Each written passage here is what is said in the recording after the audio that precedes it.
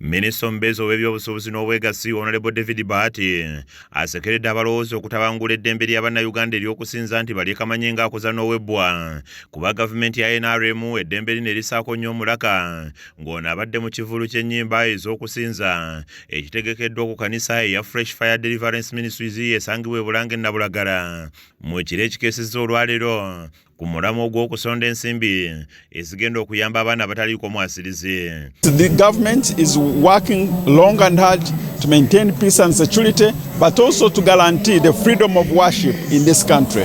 What happened in the 70s will never happen again in our country. So each one of us has an obligation to work hard to ensure that the freedom of worshiping our living God, is never tampered with.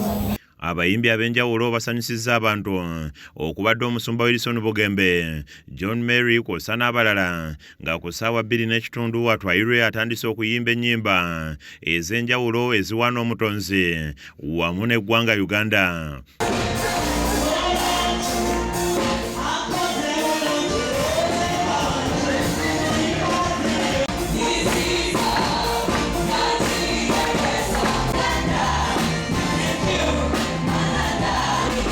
Abasumba abasinzidde eno ne bakuutira abakkiriza okwewala entalo z'abasumba kubanga kino kisiza obukyayi mu kkanisa ate ng'omutonzi y'omu gwe tusinza. Leka Katonda eyabayita Katonda eyayita Musa abiringe naye.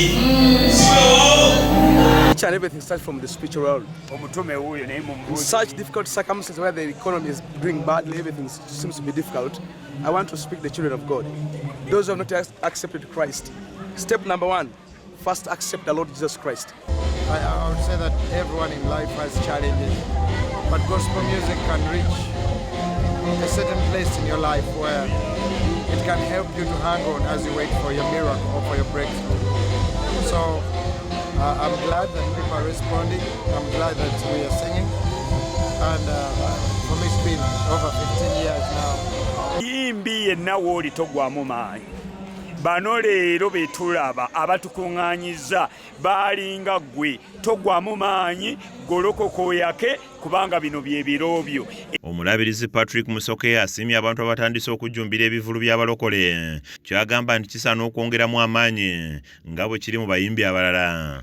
Ennyimba ez'enjiri ate zo si kwebudaabuda wabula zizimba obulamu bw'omuntu, ziwa essuubi, ziwa okukkiriza.